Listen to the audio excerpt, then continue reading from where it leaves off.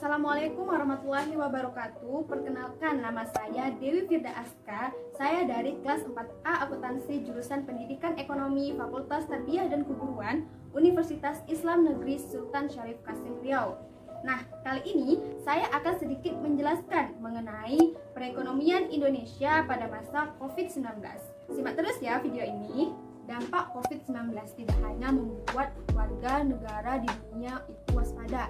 Selain daripada waspada terhadap warga negara yang terjangkit, kita pun juga harus waspada terhadap perekonomian di negara tersebut.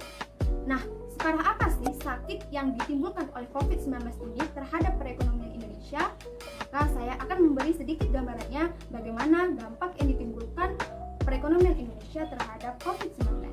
Pandemi COVID-19 kita tahu ini adalah salah satu virus yang sangat mematikan. Virus ini ada pertama kali di kota Wuhan, Cina pada akhir Desember 2019. Virus corona ini tidak hanya menjangkit para warga negaranya, tetapi bisa berdampak bagi sektor-sektor lainnya, terutama pada sektor perekonomian.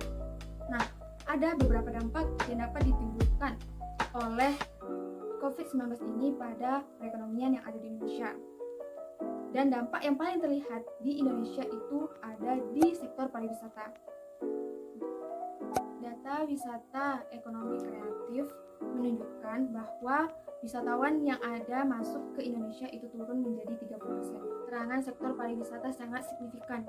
Jika kita lihat dari data per Februari 2020, sudah ada beberapa penerbangan dari ke Tiongkok diberhentikan di Indonesia.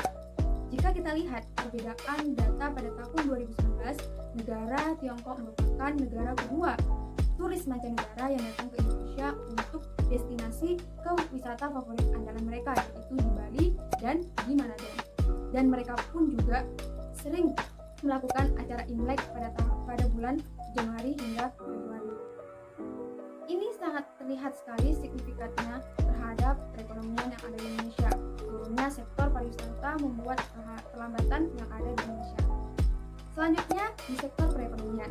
Kita tahu bahwa perlambatan perekonomian ini sudah ada sejak tahun lalu, tapi Tiongkok masih menjadi penyumbang ekonomi terbesar di dunia sebesar lebih dari 30% ekspor ekonomi. Indonesia yang merupakan mitra strategi dagang Tiongkok juga ikut terkena imbasnya karena dampak tersebut.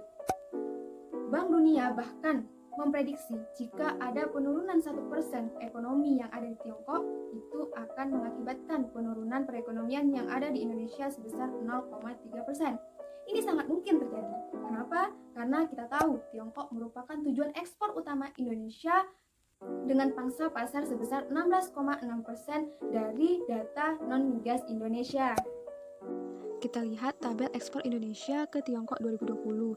Ada bahan bakar mineral 6,2 miliar, besi dan baja sebesar 3,1 miliar, pulp dari kayu 2 miliar, lemak dan minyak hewani 3,6 miliar, serta biji, perak dan abu logam sebesar 2,3 miliar.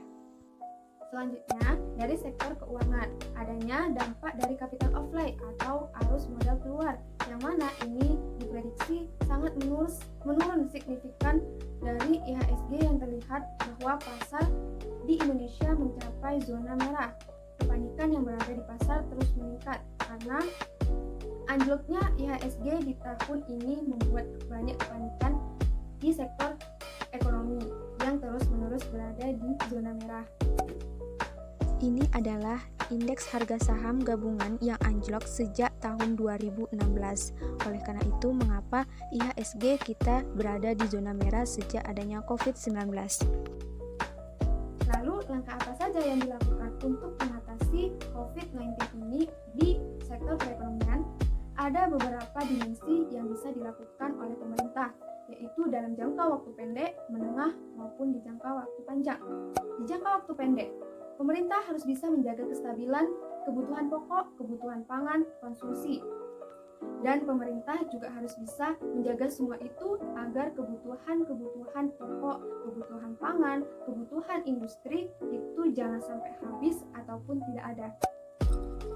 Dari jangka menengah, selain kita mencari pasar baru untuk ekspor dan impor, kita juga melakukan beberapa intervensi kebijakan, baik itu secara fiskal maupun moneter. Dalam hal ini, daya beli masyarakat akan berdampak dan bisa shock dari sisi demand atau harga yang sangat meningkat. Oleh karenanya, pemerintah harus mengeluarkan surat kartu prakerja atau BLT, bantuan langsung tunai kepada kelompok-kelompok masyarakat perekonomian agar dampak ini tidak cukup serius di perekonomian masyarakat tersebut. Bukan untuk bermaksud menakut-nakutin, tetapi inilah yang terjadi, dampak yang terjadi di perekonomian Indonesia. Maka dari itu, selain kita menjaga diri agar tetap waspada dan tidak tertular, ada baiknya ekonomi Indonesia juga mesti diberikan vitamin dan treatment yang tepat agar bisa melawan hambatan-hambatan yang terjadi pada saat ini dan kita bisa melawan dampak buruk virus dunia yang sedang demam-demam sampai saat ini. Dan penjelasan dari saya mengenai perekonomian Indonesia pada saat pandemi COVID-19. Semoga penjelasan saya bisa bermanfaat bagi saya dan bagi teman-teman semua. Saya akhiri video ini dengan ucapan Assalamualaikum warahmatullahi wabarakatuh.